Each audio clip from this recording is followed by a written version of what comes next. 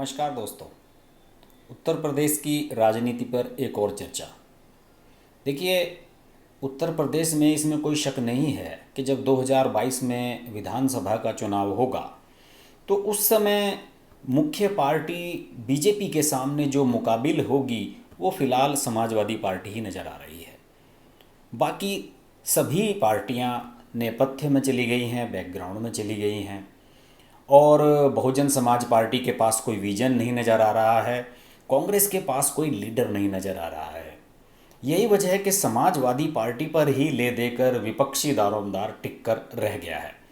अटकलें ये भी लगाई जा रही हैं कि शायद समाजवादी पार्टी फिर से बसपा के साथ समझौता कर ले, जैसे कि लोकसभा चुनाव के समय हुआ था और बाद में मायावती ने ये गठबंधन तोड़ लिया था। इसके अलावा ये भी उम्मीद है कि शायद कांग्रेस और सपा फिर नज़दीक आएँ, क्योंकि आपको याद होगा पिछली बार जब विधानसभा चुनाव हुए थे तो समाजवादी पार्टी और कांग्रेस का गठबंधन हुआ था और यूपी के लड़के बन गए थे राहुल गांधी और अखिलेश यादव। हालांकि उसका फ़ायदा कुछ नहीं हुआ। ठीक उसी तरीके से जिस तरीके से बसपा और सपा का गठबंधन लोकसभा चुनावों में प्रभावहीन रहा। बहरहाल ये ज़रूर अटकलें हैं कि अगर समाजवादी पार्टी और बसपा विधानसभा चुनाव में गठबंधन कर लें तो शायद कुछ बात बन जाए। कुछ सीटें ऐसी हैं जहां पर बहुत नैरो मार्जिन से दोनों पार्टियां हारी थी और अगर दोनों में से एक का कैंडिडेट ही बीजेपी के सामने हो तो शायद उन्हें सफलता मिल जाए। बहरहाल बसपा की अभी इसमें कोई दिलचस्पी नहीं है, कांग्रेस अपने नेताओं को ढूंढ रही है और दूसरी तरफ योगी आदित्यनाथ ने तैयारियां जोर शोर से शुरू कर दी हैं 2022 के चुनाव की। एक छोटा सा उदाहरण अभी आपको देता हूँ कि अभी हाल ही में एक उपचुनाव होना है अगस्त माह के आखिर में ही 24-25 तारीख में, जिसमें राज्यसभा की जो सीट खाली हुई थी समाजवादी पार्टी के नेता बेनी प्रसाद वर्मा के निधन के बाद, तो उस सीट पर उपचुनाव होना है। उनका 25 जुलाई को निधन हो गया था, अभी हाल ही में उनका निधन हो गया था और उस सीट को अब उपचुनाव के रूप में इसी महीने फुलफिल किया जाना है। और अगर इस सीट पर उपचुनाव होता है तो जो भी व्यक्ति इस सीट पर राज्यसभा जाएगा वो मई 2022 तक राज्यसभा सांसद रहेगा। ये मैं आपको इसलिए बता रहा हूँ क्योंकि ये सब एकदम क्लोजली जुड़ी हुई चीज़ें हैं। 2022 के मई माह में शायद उत्तर प्रदेश के विधानसभा चुनाव हो रहे होंगे और विधानसभा चुनावों में बीजेपी अपने आप को हर क्षेत्र में, हर पॉकेट में मजबूत करने के काम लगातार कर रही है। और इस राज्यसभा की जो ये सीट अभी खाली हुई है बेनी प्रसाद वर्मा के निधन के बाद, इसमें तय है कि समाजवादी पार्टी के पास इतनी स्ट्रेंथ नहीं है कि वे अपने प्रत्याशी को जिता सकें इस सीट पर, और ये सीट अब निश्चित रूप से बीजेपी के खाते में जाएगी। तो पहले से ही इस पर ये अटकलें थी कि इस सीट से किसे भेजा जाएगा और केंद्र के बड़े बड़े नेता जो बीजेपी के तमाम बड़े नेता रहे हैं, जो जिन्हें राज्यसभा में भेजा जाता है और जो चुनाव नहीं लड़ते हैं, उन्हें अक्सर यूपी से एडजस्ट किया जाता है। आपको याद होगा अरुण जेटली भी यहाँ से रहे थे और उसके बाद हरदीप सिंह पुरी यहाँ से राज्यसभा सांसद बने, तो उनको एडजस्ट कर दिया जाता है क्योंकि यहाँ पर काफ़ी भारी संख्या में इनके विधायक हैं, 300 से अधिक विधायक हैं और यहाँ पर कोई भी सीट जीतने की पोजीशन में बीजेपी हमेशा रहती है। तो उम्मीद ये की जा रही थी कि बेनी प्रसाद वर्मा की जगह शायद किसी सेंटर के बड़े नेता को एडजस्ट किया जाए, लेकिन ऐसा नहीं हुआ है और बीजेपी ने अपना प्रत्याशी बनाया है जयप्रकाश निषाद को। जयप्रकाश निषाद, मैं आपको बताऊं, पहले बसपा में हुआ करते थे और उनको जो है निषाद जाति जो है वो पूर्वी यूपी में मल्लाह जो होते हैं उनसे जुड़ी हुई है और यही वजह है कि ईस्ट यूपी में हर सीट पर जो मल्लाह बिरादरी है उसका अच्छा खासा बोलबाला है।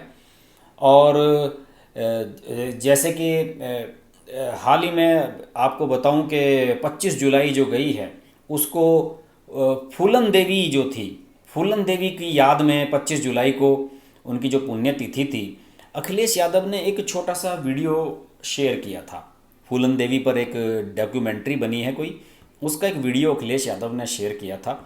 और अखिलेश यादव का उद्देश्य शायद उस वीडियो को शेयर करने का ये था कि निषाद जो वोटर हैं, मल्लाह वोटर हैं जो ईस्ट यूपी में, वो खुश हो जाएं।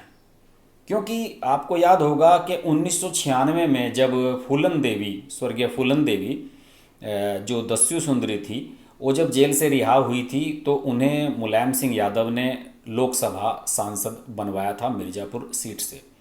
और उसके बाद से ईस्ट यूपी में जो निषाद वोट हैं वो सारे के सारे वोट समाजवादी पार्टी के खाते में आ गए थे।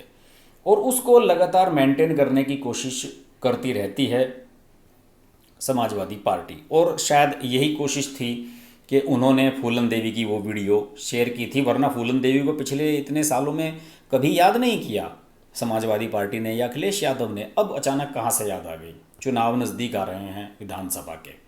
लेकिन उनके इस दांव पर पानी फेर दिया है योगी आदित्यनाथ ने। जयप्रकाश निषाद को प्रत्याशी बना दिया गया है राज्यसभा का और इस सीट पर उनकी जीत तय है। और अब स्थिति ये बन रही है दोस्तों कि जो निषाद बिरादरी है उसके, जैसे कि निषाद जो है अति पिछड़ा वोटर क्षेत्र उसमें आते हैं वर्ग में, तो इन सब को साधने के लिए ये योगी आदित्यनाथ ने बढ़िया प्रयास किया है। अभी मेरे ख्याल में 2 साल पहले ही जयप्रकाश निषाद ने बीजेपी ज्वाइन की थी। उन्हें गोरखपुर में पार्टी में एक पद भी दिलवाया था योगी आदित्यनाथ ने। और मुझे लग रहा है कि योगी आदित्यनाथ का पहले से ही ये टारगेट था कि जैसे ही मौका मिलेगा हम निषाद को एडजस्ट कर देंगे। और अब एडजस्ट करने की बारी आ गई है। और वो अब 24 अगस्त को जो उपचुनाव होगा उसमें निश्चित रूप से वो जीत जाएंगे, ये पक्का मानिए। इससे पहले मैं बताऊं कि वो बसपा के विधायक रह चुके हैं और 2012 में चौरी चौरा सीट से बसपा के एमएलए रहे हैं। 2018 में वे बीजेपी में आए थे और उनका ये जो कार्यकाल होगा राज्यसभा का, ये 5 मई 2022 तक चलेगा। और मैं आपको बताऊं कि पूर्वांचल में जयप्रकाश निषाद का इम्पैक्ट काफ़ी हो सकता है। यूपी में तकरीबन 7% आबादी मल्लाह, केवट और निषाद जातियों की है। ये एक बड़ा फैक्ट है। और यूपी की तकरीबन 20 लोकसभा सीटें ऐसी हैं जिनकी 60 विधानसभा सीटों पर इनकी अच्छी खासी संख्या है, जैसे कि गोरखपुर, गाजीपुर, बलिया, संत कबीर नगर, मऊ, मिर्ज़ापुर, भदोई, वाराणसी, इलाहाबाद, फतेहपुर, सहारनपुर, हमीरपुर। इनमें निषाद वोटों की संख्या अच्छी खासी है। और अगर राज्यसभा में चले जाते हैं जयप्रकाश निषाद, तो फिर 2022 के लिए बीजेपी की बल्ले बल्ले हो जानी है। और ये आपको मैं बताऊं कि 2019 के समय बीजेपी में पार्टी का विलय हुआ था। निषाद ने एक पार्टी बना ली थी, उसका विलय हुआ था। और यही वजह रही थी कि इसका फ़ायदा लोकसभा चुनावों में भी बीजेपी को मिला था। उन्हें ईस्ट की कई सीटों पर इसका लाभ मिला था। तो फिलहाल स्थिति ये है उत्तर प्रदेश में कि समाजवादी पार्टी कोशिश कर रही है टक्कर देने की, लेकिन उसके पास कोई दांव नहीं है। और योगी आदित्यनाथ एक के बाद एक दांव चलते जा रहे हैं और 2022 के लिए अपनी पोजीशन सुरक्षित करते जा रहे हैं। उत्तर प्रदेश की राजनीति पे हम बहुत वीडियो बना रहे हैं, पूरी एक प्ले लिस्ट बन चुकी है। 2022 के जितनी भी चुनाव संबंधी वीडियो हैं उनकी एक प्लेलिस्ट मैंने अलग से तैयार की है, आप देख सकते हैं। देखते रहिए हर्ष की बात लाइव। और हाँ दोस्तों, अब मेरे चैनल को आप मेंबरशिप भी ले सकते हैं, क्योंकि मेंबरशिप वाले लोगों के लिए कुछ खास वीडियोस मैं बनाने जा रहा हूँ, जैसे कि राम मंदिर पर अभी हाल ही में मैंने एक बनाया है। तो देखते रहिए हर्ष की बात लाइव। नमस्कार। हाय, दिस इज ज़ारा खान और आप देख रहे हैं हर्ष की बात। हर्ष एक बहुत ही अच्छे राइटर हैं, बहुत ही सीनियर जर्नलिस्ट हैं और उनका आर्टिकल पढ़ के हमेशा बहुत अच्छा लगता है because of the way he articulates them. So don't forget to share, like and subscribe to his channel and hit the bell icon.